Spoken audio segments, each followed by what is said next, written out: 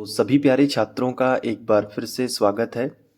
प्रश्नावली 3.1 में अब हम तीसरे का 5वां क्वेश्चन करेंगे। तो इसमें हमें रैखिक समीकरण युग्म दिए गए हैं, मतलब 2 समीकरण दिए गए हैं।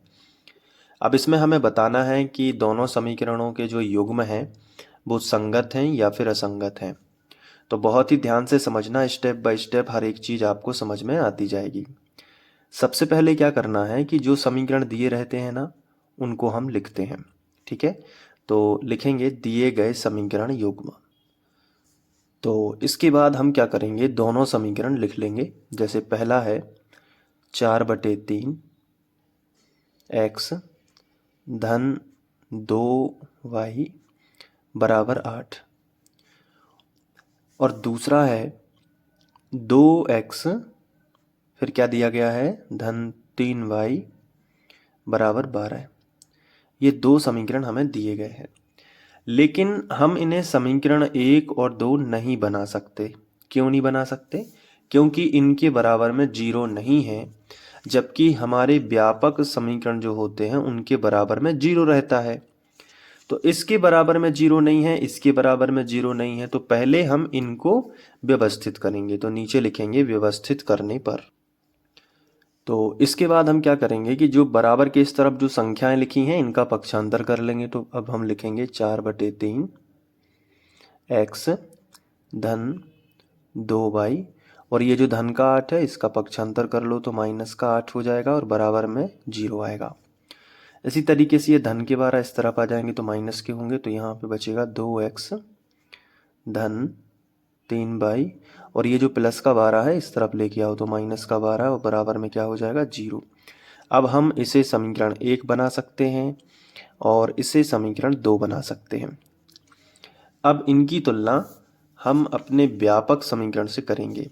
तो लिखेंगे समीकरण 1 व 2 की तुलना व्यापक समीकरण, और व्यापक समीकरण हमारे होते हैं a1x धन b1y धन c1 बराबर 0, तथा दूसरा क्या होता है, दूसरा होता है a2x धन b2y धन c2 बराबर 0 से करने पर।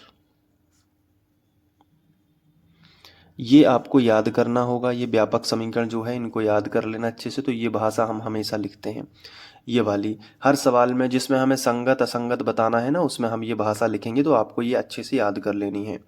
अब देखो इस भाषा का फ़ायदा क्या होगा, इससे होगा ये कि हम यहाँ से a1 b1 और c1 का मान निकाल लेंगे।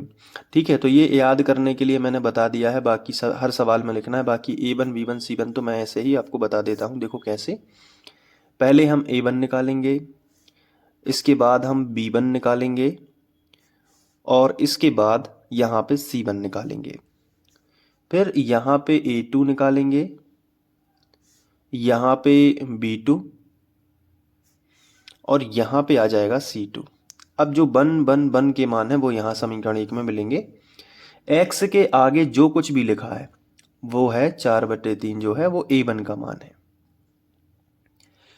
फिर समीकरण 1 में ही जो y के आगे लिखा रहता है वो b1 का मान है। तो बताओ b1 का मान कितना है, 2 है, तो यहाँ पे लिख लेना 2।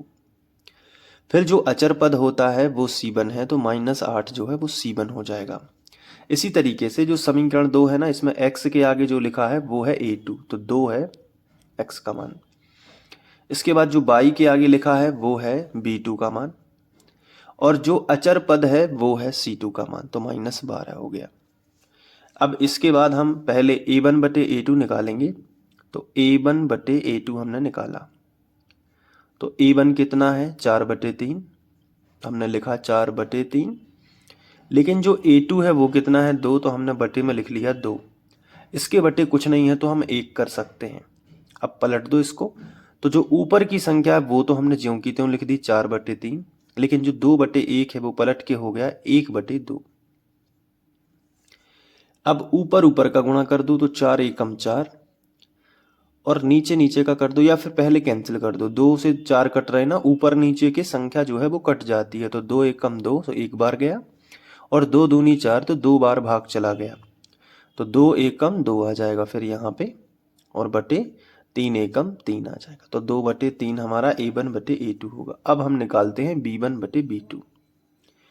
तो B1 कितना है 2, तो B1 की जगह पे 2, और B2 कितना है 3, तो यहाँ पे आ जाएगा 3। तो ये 2/3 आ गया और A1/A2 B1/B2 के जस्ट बराबर है। तो अब हम C1/C2 निकाल लेते हैं।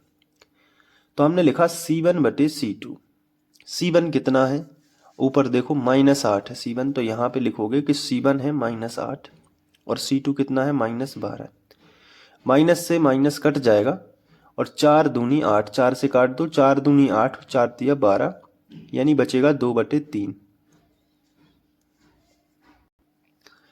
तो तीनों के मान बिल्कुल सेम है, A1/A2 का मान, B1/B2 और C1/C2। तो यहाँ पे हम एक चीज़ लिखेंगे कि चूँकि 2/3, या यहाँ लिखेंगे, यहाँ 2/3 बराबर है 2/3 के, और वो भी बराबर है 2/3 के, इसलिए हम लिख सकते हैं कि A1/A2 बराबर है B1/B2 के और बराबर है C1/C2 के। और ये किसके लिए होता है, ये होता है, मैंने आपको 3 शर्तें बताई हुई हैं।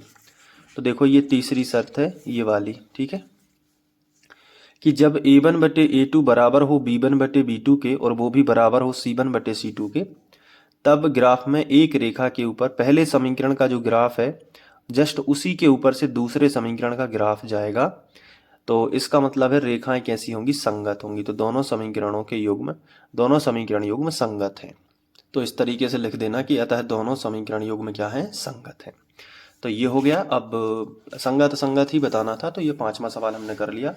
आई होप कि आपको समझ में आ गया होगा। अब एक बार अच्छे से नोट कर लो, ठीक है, यहाँ से देख के नोट करो, ये वाला यहाँ पे, इसके बाद यहाँ पे,